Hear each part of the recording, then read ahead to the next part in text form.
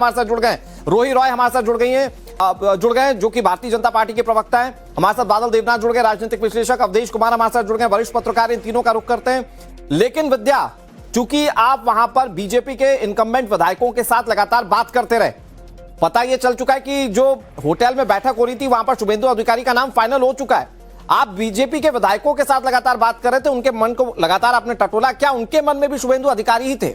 क्या विधायक दल की बैठक में वही नाम होगा जिसको सामने रखा जाएगा औपचारिक रूप से?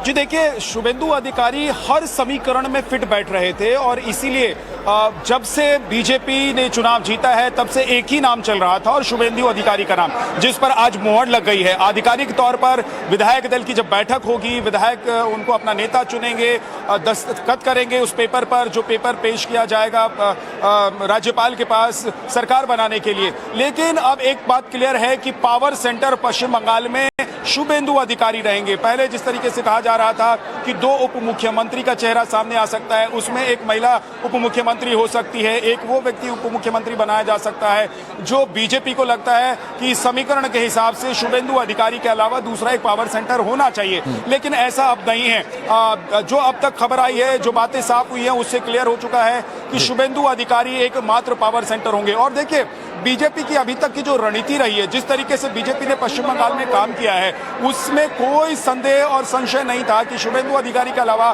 कोई और व्यक्ति हो सकता है जो मुख्यमंत्री पद पर बैठे। और यही वजह है कि चाहे अमित शाह और शीर्ष नेतृत्व की बैठक कोलकाता में चल रही थी सुबह से, जो 4 घंटे की मैराथन बैठक चली है, या फिर विधायकों के साथ जो अभी बैठक शुरू हुई है, इसमें कोई उनके नाम का विरोध नहीं कर सकता। क्योंकि बीजेपी जब पश्चिम बंगाल में पैर जमाने के लिए आई थी, जब पिछली बार बीजेपी ने 77 सीट जीती थी, तो सबसे बड़ा योगदान शुभेंदु अधिकारी का माना जा रहा था, जो ममता बनर्जी की पार्टी टीएमसी को छोड़कर बीजेपी में शामिल हुए थे और उन्होंने पिछले 5 साल बिल्कुल विद्या, और इसीलिए शुभेंदु अधिकारी के नाम को जितने भी लोग राजनीति की थोड़ी बहुत समझ रखते हैं पश्चिम बंगाल की, वो तय मानकर चल रहे थे। हमारे साथ 3 बेहद खास मेहमान है। मैं सबसे पहले अवधेश जी आपके पास आता हूं। लगातार चुनाव के नतीजे आने के बाद से इस बात पर चर्चा हो रही थी पश्चिम बंगाल का मुख्यमंत्री कौन होगा, और अभी का सबसे बड़ा अपडेट यह है शुभेंदु अधिकारी। कोई शौक किसी को नहीं लगा होगा क्योंकि शुभेंदु अधिकारी का नाम ही सबसे आगे चल रहा था। अवधेश जी।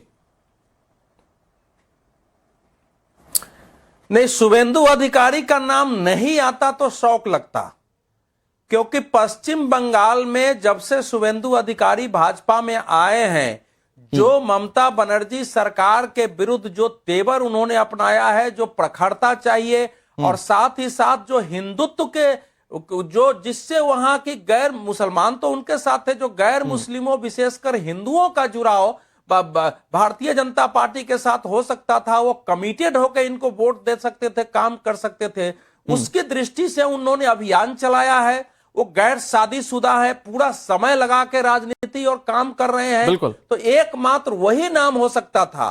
और चुनाव के उपरांत भी जो परिस्थितियां बनी है, जितनी ममता बनर्जी और पूरी पार्टी ने जिस ढंग से तेवर अपनाया है, पराजय को स्वीकारने की जगह संघर्ष और टकराव का, उससे कोई एक व्यक्ति सीधी चुनौती में खड़ा होकर के दे सकता था, निपट सकता था, वो शुभेंदु अधिकारी थे। इसलिए ये चयन, मेरे ख्याल से ये चयन सर्वाधिक उपयुक्त है भारतीय जनता पार्टी के भविष्य के लिए, कार्यकर्ताओं की दृष्टि से, पश्चिम बंगाल की। मैं फिर आ रहा हूं आपके पास क्योंकि लगातार अपडेट आ रही है। मैं चाह रहा हूं बहुत छोटे छोटे रिएक्शंस हो बहुत जल्दी से। बादल देवनाथ जी, भाई टीएमसी के ही नेता रहे हैं कभी शुभेंदु अधिकारी, और बड़े कद के नेता थे।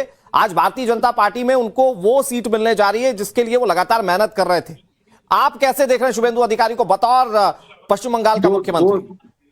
दो बातें करूंगा, 2 पॉइंट। नंबर 1, बिहार और बंगाल में 2018-19 में दूसरे पार्टी से भाजपा में जो ज्वाइन किया, 5-6 साल भाजपा करने के बाद भाजपा के पास जो 30 साल 40 साल से साइन सभा का भाजपा का मेंबर था, कोई एजुकेटेड पर्सन नहीं मिला, ना बिहार में मिला, ना बंगाल में मिला भाजपा को। तो ठीक है, भाजपा ने तय किया, उनका विधायक दल का मीटिंग में किसी को मुख्यमंत्री बना रहे, मेरा तो कुछ खुशी नहीं, बंगाल के लोग खुशी रहे तो अच्छा। और सबसे लास्ट पॉइंट मैं कहूंगा, 2013 में प्रदीप झा, 2018 में सुब्रत चक्रवर्ती, 2021 में पुलक लाहिड़ी, और 2024 में चंद्रनाथ रॉथ। अच्छा, मुझे बस एक छोटी सी इन चीज चारों बता लोगों का दीजिए जो आपको बादल दादा, साहब देखिए का मैंने जो टोका नहीं, और बादल देवनाथ मैं अवधेश जी एक सेकंड, अवधेश जी एक सेकंड, मैं चाह रहा हूँ एक एक करके बात। सर्टिफिकेट देंगे क्या बादल देवनाथ? अरे एक सेकंड अवधेश जी, एक सेकंड, पूरे मैं प्रदेश को जिस पार्टी ने हिंसे में बदल दिया हो, अवधेश जी आवाज प्लीज कम रखिएगा।